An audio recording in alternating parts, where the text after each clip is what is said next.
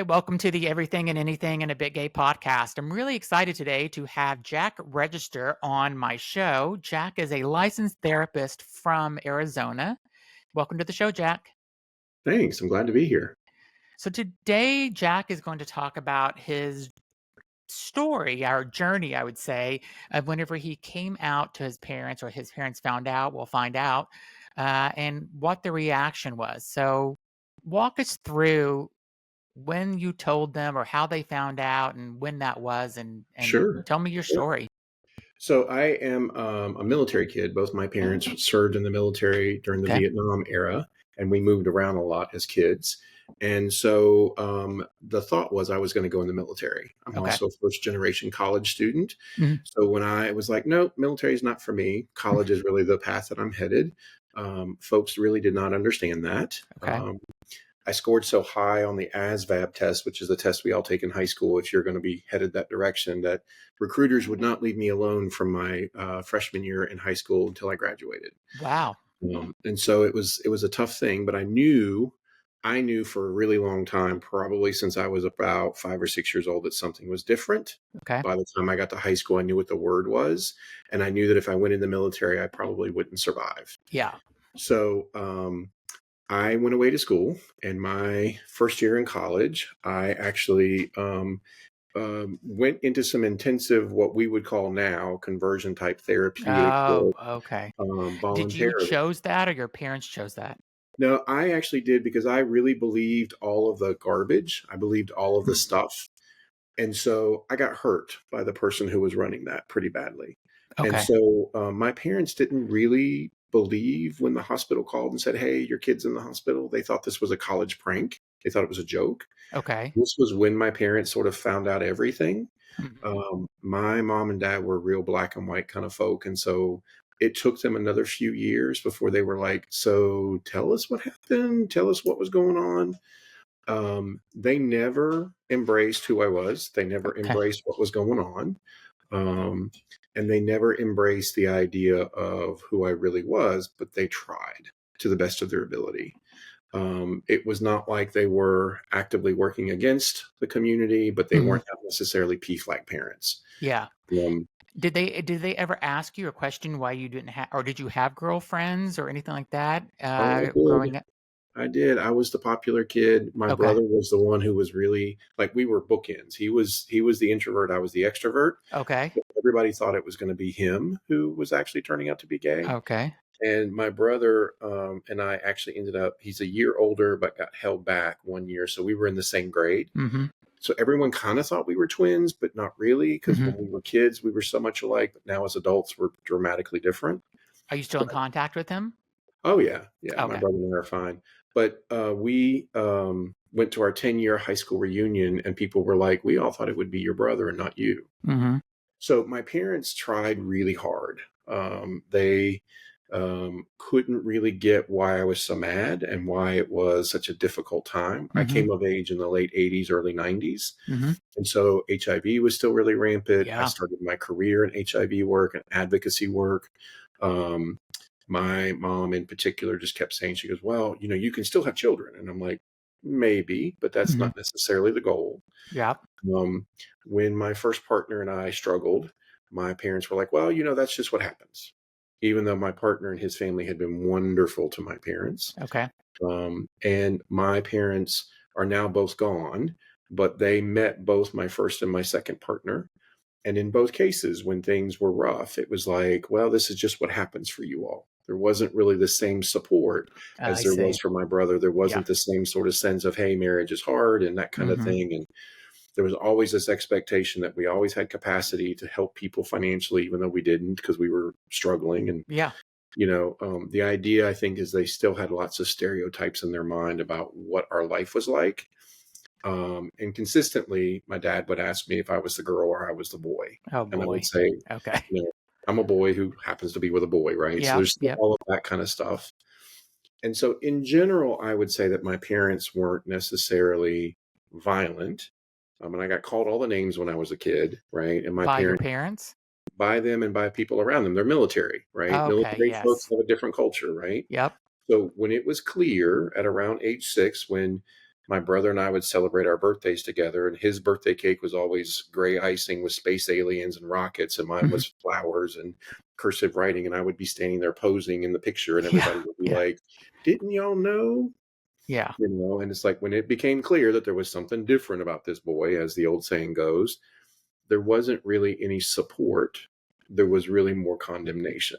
Mm. And Were they so, really religious or just because of the no, military mostly?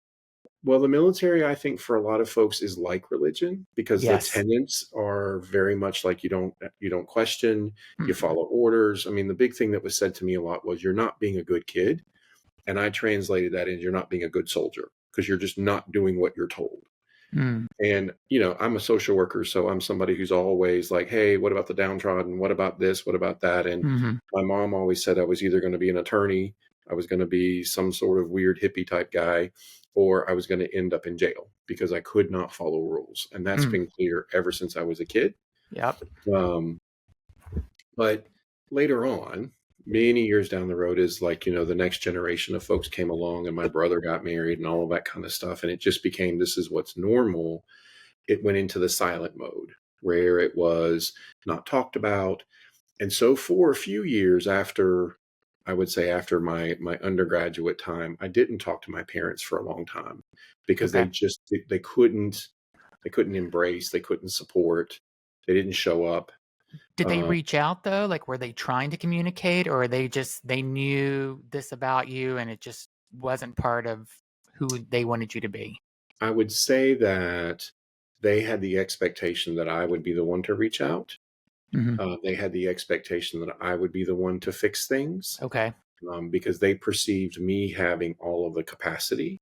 And to be completely honest, not to denigrate the memory of folks who are not with us anymore, but neither one of them really understood my life, period. Yeah. They didn't understand what it meant to be a professional person, let alone a business person. My dad was a mechanic his entire life and career, and my mom was a homemaker and she tried doing college and that kind of stuff. But neither one of them really understood what it is that I was up to.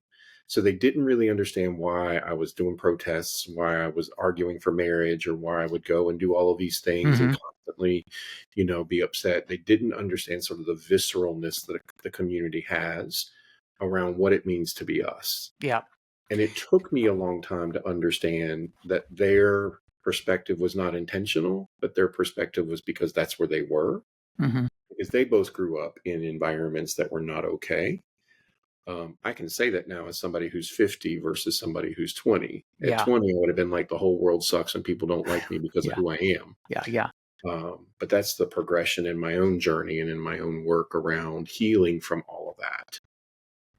And I mean, I know you were in the military, so you moved around a lot, but were you in smaller towns or it was just Yeah. like, okay, Yeah. so there was never like a big city where No. there was maybe they were exposed more to kind of gay people or lesbians. That's the thing is that after they both passed away and after sort of like, family secrets always get revealed when Oh, someone of course, passes. yeah. And when I found my mom's journal, I found entries of she had suspicions when I was like 3, um, Okay. but was terrified, but didn't know what to do about it. Hmm. Right. And so the thing is, I really wish we could have had those dialogues back and forth because Mhm. then it would have made a lot of sense to me. So her solution to the fact that she was worried was to double down on straightening me out. Right. And my dad just was the very strong, silent, kind of Rambo type character, as Yep. it were, from the 1980s. And I know that they both loved me, but I know that they didn't understand or accept me as I was. So they Yep. tolerated me. And I think my dad had similar experiences because after he passed, I really understood. I had an uncle on his side who I never met, never had Mhm. any contact with, who passed in the early 90s from HIV. And Okay. That my was his dad, brother. that was his brother, and he Okay. never spoke about him. I never learned much about him at all until I started doing my own digging and that kind of stuff and connected to Mhm. other people in the family. And I really believe that my dad had a sense that I was going to end up like my uncle. Mhm. And so, from the place of trying to do the best they could, I know it sounds like I'm justifying their behavior, and I'm not, because you Yeah. don't ever justify abusive behavior. But the idea is, when I look back now, they were both kids themselves. My parents were in their 20s when they had my brother and I. Mhm. They had no freaking clue what to do. They were active duty in the military. Yeah. They were both highly influenced by Vietnam and the era. I do hold accountable, though, my grandparents, because Mhm. my grandparents on both sides were, particularly my dad's side, were very, very visceral in their "thou shalt do what we tell you to do Mm. and don't ask questions." Yep. On my mom's side, they were a little bit more like, "Hey, you're family. We don't get it, but you're still family." Okay. So there was this conditionality around acceptance. Now today, though, the family that you have left on both sides, are you in contact with anyone from your mother's side and Sure. not your father's side? Is that kind of where you're at? Yeah, so I have an aunt on my mom's side, her Mhm. baby sister, who is like she's my elder because she's the elder left in the family. Yep. And her thing is, "Your family, we love you," and she has been a part of my life and has been and walked with me through losing both my parents. And she's really been the one who said, "Look, it just is what it is. You need to take care of yourself." And her whole message has always been, do the best you can, live the best life you can, be honorable. So I really kind of embody a lot of the value systems that she tries Yeah. to be there on the sidelines to give me. On my dad's side, there really is no one left that I have any contact with at all. And so I now have more, as we all do in many cases, the chosen family. Yep. So I have a very large chosen family, and I have surrogate parents and grandparents and uncles and all of that, and Love godchildren. that. And, Yep. and so I have plenty of support in my life. And the funny thing is that as I continue to get older and now moving into the elder role myself, I tell other folks there is a generation of us who were directly impacted by what HIV did Yep. in the 70s and 80s, and that my experience is dramatically different than people who were 10, 15 years younger than me, and for people who did have a very positive family experience. But that doesn't mean that I hold on to the bitterness or any of that. I hold on more to the lessons of what is it I need to do. And so I've always been a big Star Wars fan, and so I consider myself to be like the Yoda bear, as it were, of the community, to try and help people understand, how do you work through that grief, how do you work through that anger, how do you deal with the emptiness that's there. And for me, that was going out into the community, that was being a part of the community, being a part of the activism and advocacy work and the arts and getting into music and all that kind of stuff, to find space to be able to heal. Now, Um, tell me about your relationship though when your parents before they passed. Though, were you still speaking with them? Were you close to them, or was there definitely a divide? there was a bit of a chasm because both my parents struggled with mental health disorders because Okay. of their experiences in the military, and the end for both of them was not pleasant.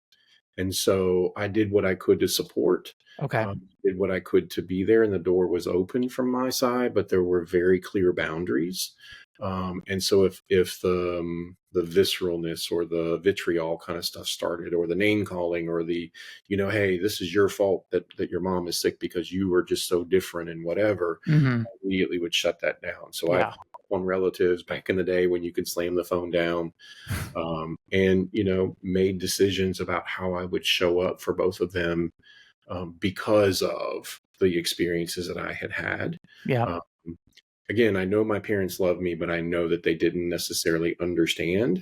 And Mhm. so at my mom's funeral, I said, like, my eulogy to her was, I wasn't the kid you wanted. You weren't the mom I wanted, but we made it work. Now Mhm. you're free. Now go be free. You don't have mental health stuff holding you down, and you Yeah. don't have to worry about this kid and whether or not he's going to live. And I learned a lot of resilience from that. So, more from sort of the absorbing what their lives were like, did Mhm. I get a sense of who my parents really were. My dad struggled just to be connected to me because my dad struggled being connected to anyone because of Mm. his experiences in Vietnam. He was profoundly changed by Yeah. that. So I honor the fact that he sacrificed his sanity in essence as a soldier. I know that my dad cared, but he didn't know what to do. Mhm. Know that if I were to call him and say, "Oh my gosh, I'm in trouble," as an adult, he would have done his best. Okay. Um, but he Well, that's didn't. better than a lot of kids, though, that Yeah, have gone through this, where yeah, you had some support. right. I wanted to ask you about just the conversion therapy. How, why do you felt did you feel when you did that you were doing that to try to maybe be the person that your parents wanted you to be? Is that what your Well, thoughts were? if it, and again, put this into context because I know that people listening to this now, right, who in 2024, we all were like, oh my God, why would you do that? Mhm. But back in the 80s and 90s, when it was still very much like Mm. you weren't out, you never came out, Yep. the world was still a different place. And a lot of folks thought that queer folks were going to die from HIV. Mhm. And so that's a really important piece. And as a kid, I believed all the garbage. I Yeah. believed that I was damaged. I believed that I was broken. I believed that there was something wrong with me. And so I look back on those experiences, not that, oh my gosh, this happened to me, but I look back on those experiences of my pathway led me to a place of Phoenix transformation, as it were, right? I had Mhm. to go through this really hellacious sort of experience in order to break through. Because as I was doing my healing work, I met my first social worker, and she said to me, you know, there's nothing wrong with you. You know, you're fine. Is that when it clicked for you? It's when it started to click. Okay. She was the very first person ever in my entire life to tell me that I was fine. She Good. said, you're gay. So what? She goes, I A care about whether you're a good person. Are you still in contact with her?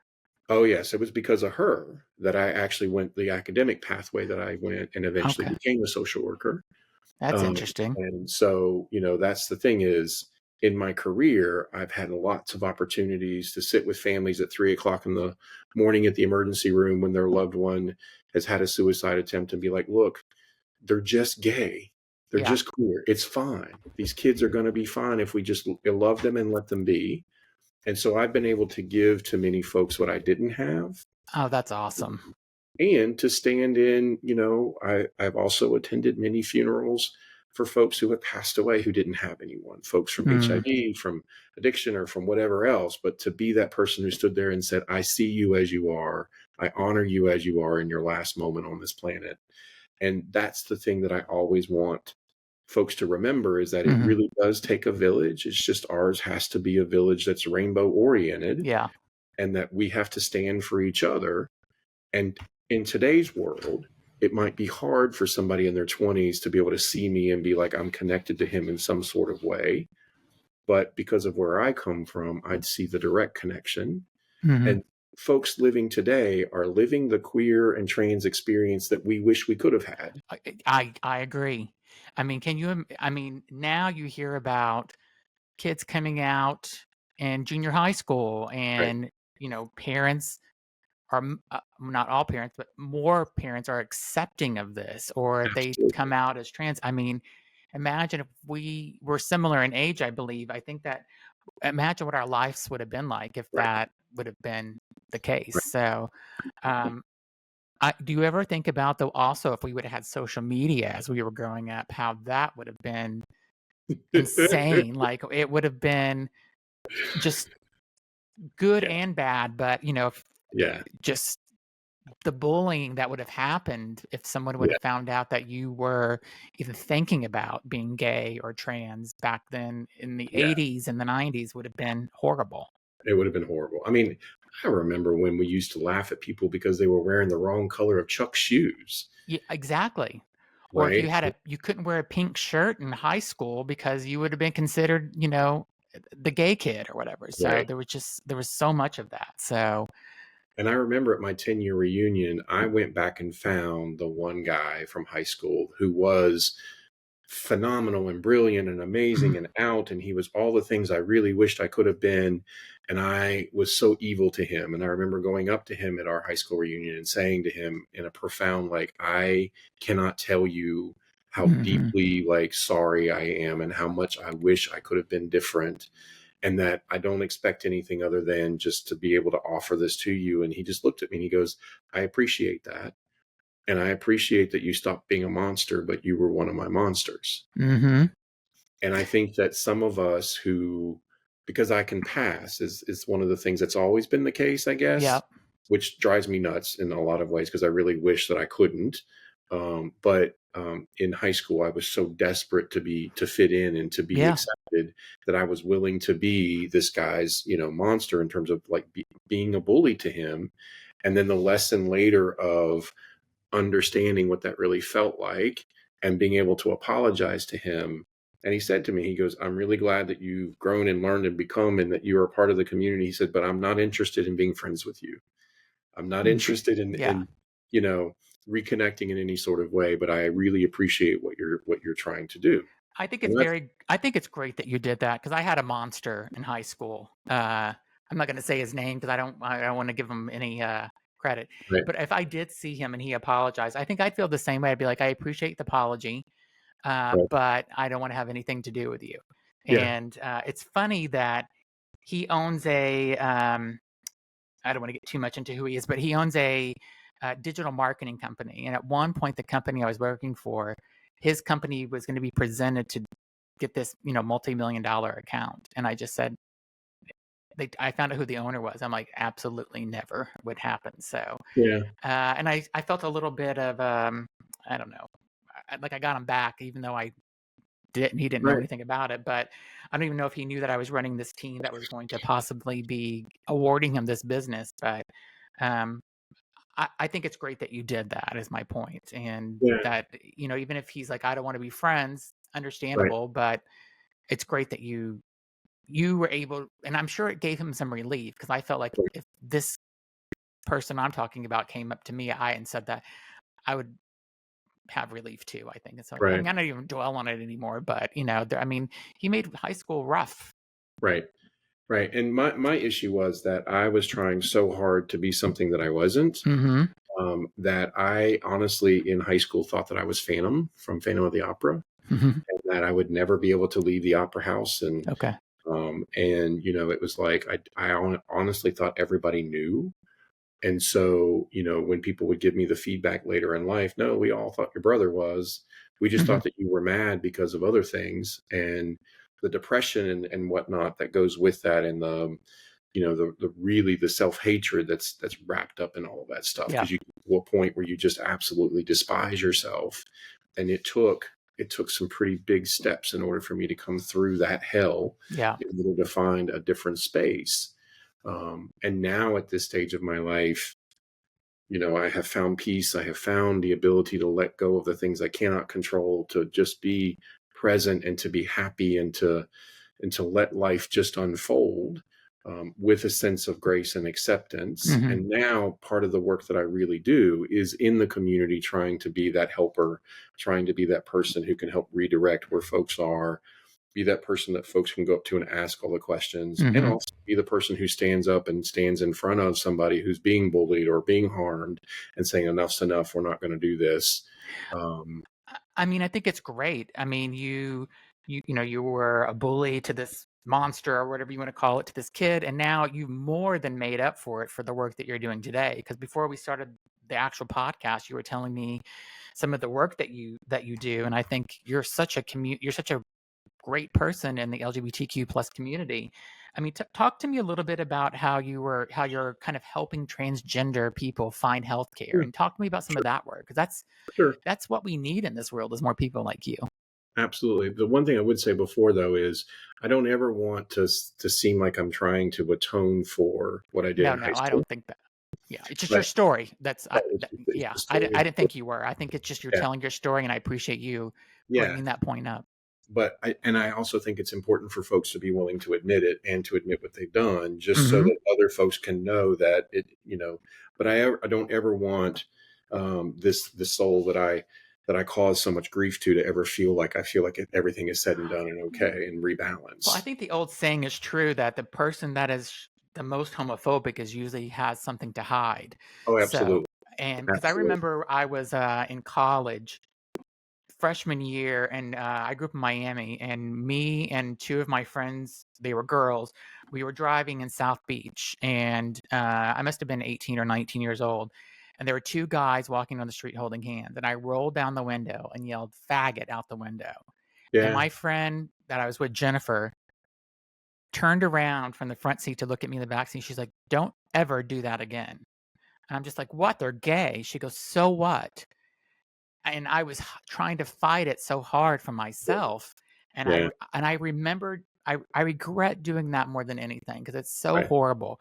And these two guys probably didn't care, and but I still Right. feel horrible. I wish I knew who they were so I could go back and just apologize to them. So, Right. Right. But I mean, with that said, I think part of the transformation piece is, I kind of look at the homophobia piece like an addiction, right? mhm, It's like you have to be in the midst of the hell in order to be able to break through and come to some space of healing. So what I do now as a therapist and as an advocate is I do a lot of work with folks around their mental health issues, mhm. around substance use issues or process addiction kinds of things. And I particularly specialize in the folks who are sort of at the intersection of all of that Okay, and who also have lots and lots of trauma history. In particular with trans folks and trans identified non-binary folks, I do what a lot of therapists are talking about around the country of I do the assessment and letter for folks who are seeking trans affirming care in one session. okay, I will discount rates almost to nothing if necessary to make sure that awesome. folks get the documentation that they need. And the idea is that, much like it was in the 70s when being queer was still in the DSM, which is the diagnostic Mhm. manual all the folks like me use, in the 70s, that was still considered a mental health disorder. Yep. Now, you have to have gender dysphoria diagnosed in order to get the sort of next step, Mhm. right? Which means we have to actually say that this person has a mental health disorder in order to move to the care that they need to be able to come into alignment with themselves. So, unfortunately, we're still in the psychiatric imperialism and the torture for this segment of the communities that we all represent, and non-binary folks are the ones who are floating even further. And so it's Yeah. like the violence right now systemically against the trans and non-binary communities is rampant, and the concerns around not giving letters to folks who have a mental health issue that's pre-existing or a substance issue that's pre-existing, or the amount of sex work that some folks may have to engage in to even afford surgery, or the Mhm. co-occurring kinds of stuff. And so I'm one of those therapists who will wade into all of that mess and help someone unwind it and help someone figure it out, and then train other therapists around what does that look like? How do you do that ethically? The big concerns I see is that the legislation is continues to be precarious, and we need to Mhm. understand that there really is an us versus them sort of argument right now, Mhm. and that those of us who are cis but are still queer oriented have to stand Yeah. for the gender diverse parts of the communities. We have to stand up, and particularly those of us who are white presenting and have those privileges of walking into those spaces. I consistently will find myself in spaces where other providers or other psychiatric folks will start to have conversations and whatnot. And I'm the first one in the room to be like, none of this is okay. Yeah. I'm a queer person. And from your point of view, you might as well consider me trans Mhm. because I'm not putting up with any of this. I have shut down public meetings. I have been very Good for difficult for a you. lot of That's folks. awesome. It is, and it is one of those things that it takes some professional bravery, Mhm. right? I'm in private practice now, so I don't have to worry about an organization firing me. You're right. I've had problems in jobs before where I stood up to the organization and said, "Hey, what we're doing is wrong." And so part of the becoming of our communities, and to really see our communities as a coalition as opposed to a monolith. We are not one community at Mhm. all, and this coalition needs the support of everyone. And I know that there are elements of queer folks who are cisgendered who are like, "Hey, this whole gender piece is outside of where I am." I honestly have nothing to say to them. I do not Yeah. agree, and I honestly see that as detrimental, because when we say that, we're saying to that trans kid in junior high school, much like I did to that poor kid in high Yeah. school, that they're not worthy. Do you think though the LGBT community, like the cis, white gay men are coming around though and wanting to bring in No, more you don't no. I actually think that it's worse than it used to be. Oh, really? Because when you really think about it, I think part of the issue is around economics. When you Okay. are a white lesbian or a white gay man and you have economically succeeded and you're not doing anything at all to pull Okay. the rest of the community up, right? When you're not working on behalf of others, when you're not volunteering, when you're not giving of your resources to political campaigns, Mhm. when you're shutting the door, and honestly, not to make this political, but Lord forbid, log cabin folks who are actually supporting the other half of the political spectrum who Mhm. believe in things that are detrimental to the lives of trans and non binary folks. I honestly have nothing to say to you. because you are the worst enemy to us, Yeah. because you're the one who's going to show up and say that you believe in our ability to be and grow and become, and Mhm. then stab half of our community in the back. Yeah. It's the rest of this year is gonna be scary until we It get to is. November. I'm ready for it to be over with, and Yes. I worry about it every day, so. So part of why I wanted to bring that up is exactly this, because there are folks who right now live in a hyper-vigilant state of trauma, of Mhm. not knowing whether their existence is going to be honored by the country that they live in. Yeah. And as a mental health and addiction professional, it is incumbent upon me ethically to stand and say, I will hold space for these folks to the best of my ability, and I will do whatever it is necessary. I've worked with folks before where I've had to marshal resources from other states and say, how can we get this person to a place where they can find Mm. some psychiatric refugee sort of status, Mhm. right? Yeah. And to really be willing to be honest with folks about, I understand that you want to take on this state government. I understand that you want to try and push your case through. And I will support you if that's where you really, really are. But let's talk about the consequences and be realistic. Yeah. Because the last thing you need to do is to be a martyr. We don't need martyrs. Yeah. We need people to live and grow and thrive so that 25, 30, 40 years from now, we can look back on this period and say, this was an apocalypse for our communities, and we stood together to create something different. Do you think parents are being more open-minded, though, as their kids are coming out, though? Oh, Um, yes.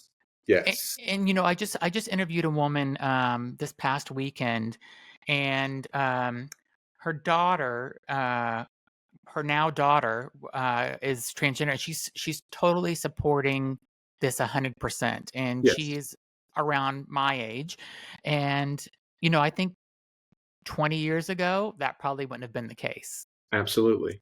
And I just Absolutely. I that's why in some aspects I feel like there is some progress being made, and, Oh, yeah.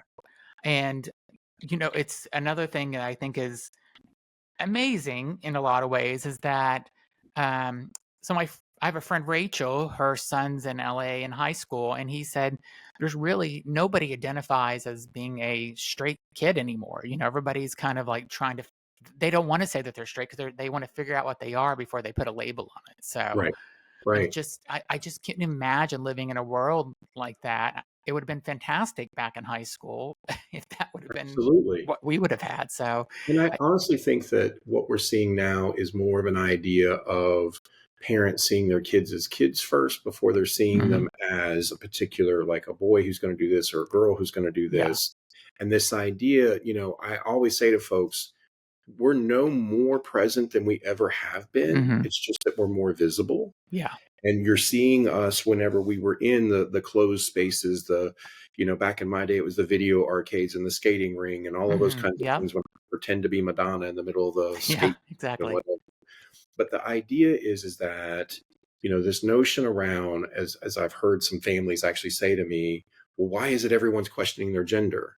Well, I would say that we're at a point in our human history where we are growing and developing to the point of all of the binary categories around identity, all of the ideas of nationhood and what people believe about what's real and not real. Hmm. We live in a global society, whether folks want to or not. Yeah.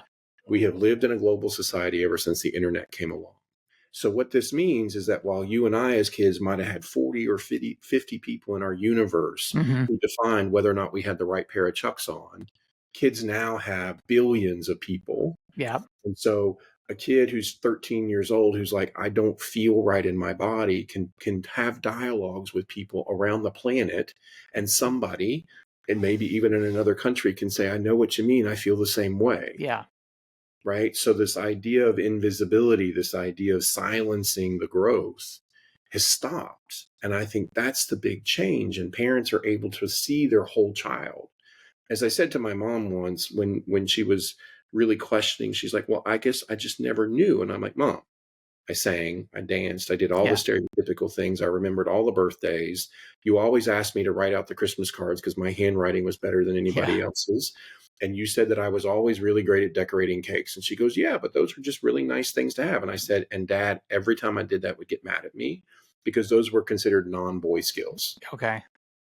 And I said, the idea now is that skills are just skills. It doesn't matter whether you have them one way or Yeah. another. I honestly use sayings of both my parents and their sort of military wisdom, as well as my grandparents, the good stuff, Mhm. all the time in my work, right? And so the idea is that there is still lots of good things we can learn from history, but if we don't learn the mistakes, we're going to repeat them. Yeah. And we're in a political environment right now that does not want trans folks to exist, period. Yeah. It just amazes me that it's so disappointing that that they don't want them to exist, and they don't. It's like they're a human, and it's Right. not hurting anyone for them to be them trying to be who they are. And I just can't comprehend it. Why these people care so much about somebody else's life and want to make it that miserable. It just doesn't. I just can't Well, understand I, it. I look at it from the point of view, honestly, of as if I was a societal, like if the whole world were my patient as a Hmm. therapist, right? I think the idea of seeing someone else's life unfold that is so dramatically different that I do not understand causes me to constantly question my own value system, causes me to question what I think is real and not real. Hmm. Much like we did when in the coming out process, there's a breaking in that process of the norms that you think, the ideas of who you're supposed to be, the what's supposed to happen next stuff. That stuff has to break away and you have to literally leave that behind. I always say to folks, like, what the reason why I love living in Arizona now, I'm right outside of Phoenix, is that I used to always think of myself like a phoenix. But Okay. in order to actually come out of the ashes, you have to burn through who you were. Yeah. Right. And I am not the same person that I was 20 years ago, 30 Yeah. years ago, because I've been able to let go of all of these ideas and just see people as people doing the best they can with what's in front of them. And in doing that, I've let go of the idea that these folks have anything to say about my becoming. Yeah. Well, I think what you're doing is fantastic. The way you're supporting the community. One question I have before we end our podcast is: do you see the teenage suicide rate ever going down from kids that are struggling with coming out or being trans? Do you? I mean, Yeah. is there any positive movement? Because I feel that's just one of the worst things that's happening Oh, in our absolutely. community is these kids that just don't feel comfortable with themselves, or they're being bullied and they end up committing suicide. Yeah. And what could people do to help the community Yeah. that's happening to? That's my last two questions for you. So I would say that first, our kids are always watching what we're doing and Hmm. watching what we're saying. And then they're also watching what we're doing when we don't think that they're watching us. Okay, good point. When folks are allowed to be in public spaces and say some of the things that are said publicly, systemically, politically about trans folk in general, when folks are allowed to say the things that they say about non-binary people or and queer people, when folks are allowed to, if we had more Jennifers in the world, as it were, right? Hmm. We're like, look, you can't do that. What you just did was wrong. Right. We had more folk like that turning around to all of us in those moments when we really put our foot in our mouth, whether intentional, unintentional, or whatever. When we stand up and say, this is wrong. Yeah. This is honestly, when someone is in a political office and they want to argue the existence of other humans, Hmm. they need to not be in that office, in my Yeah. opinion, because they have power that's inherent in that position. And when the rest of us are silent, even those of us who are parts of the community who are just like, oh, been there, done that, they're going to have to just experience it. So they toughen up, right? Hmm. We don't need to have tougher humans in this world. We need to have humans who are willing to hold space and honestly do that thing of standing up as elders. I see my job as an elder as the one who stands up in public spaces. I've seen parents who've been ugly to kids or whatever, or in the Walmart at Christmas time when someone's yelling at their kids, I might walk over and be like, "Hey, is everything cool?" Hmm. Because your kids don't need that, Yeah. right? It's the idea that we really are our siblings' keepers. We Yeah. really are responsible for how we want the global society to be. This doesn't mean that we police each other. This means we support each other. Hmm. And folks are far too quick to judge, far too quick to start labeling things as pathology. We say that, oh, there's narcissism is everywhere. No, narcissism is not everywhere. Mhm. A true narcissist is next to a sociopath, and Mhm. those are terrifying humans, right? We want to label things so that we can say, oh, well, since you're bad, you don't exist to me, as opposed to everybody is gray. Everybody has a little bit of good, a little bit of bad. Everyone is struggling to become. And if we can hold space for the fact that humans exist who are different than I know, Mhm. different from how I understand the world, and they will tell us what they need to tell us. And my job is to accept what this human tells me as real for them, period. My job is to protect a vulnerable kid, regardless of what that kid is experiencing in terms of their culture and identity, Mhm. and to help them become the best human they can. So that means I have to hold other adults accountable. Yeah. And I have to hold myself accountable. I can't tell you the number of times as a teacher and professor and as a mentor, I consistently learn and get educated. The things I thought I understood about my own coalition of communities 25 years ago is very different than it is today. Yeah. And that's okay. Yeah. And just the question about teenage suicide, do you think it's going to you think it's decreasing at all, or or is it leveling out at least? Or, I mean, I it's see just positive, hopeful signs, good. but I also see signs that substance use, the statistically substance Mm, use starts between 10 and 14 and typically is introduced by someone that the person knows.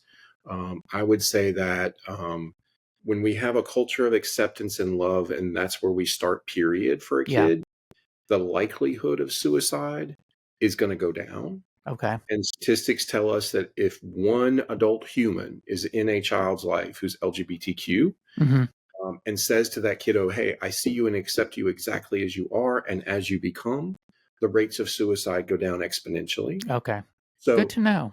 I think the thing is that we as adults have to remember that we have a role, and we can't live in the world of being in our phones with the headphones on. We have to be willing to engage with the world. We have to be willing to stand up, and in order to give those folks space, Yep. right? So I say to my chosen family, to the younger ones in my chosen family, if you are struggling, I don't care if it's 3 a.m. You call me. I would much rather have a 3 hour conversation with you when you're struggling and be there and walk through that ugliness with you and just kind of be in the mix of that than stand at your funeral and say, I wish I had done more. Yeah. I love that. Jack, I think you're doing amazing work. I mean, I think we need more people like you in the world. I mean, it's really, you're fantastic for the community.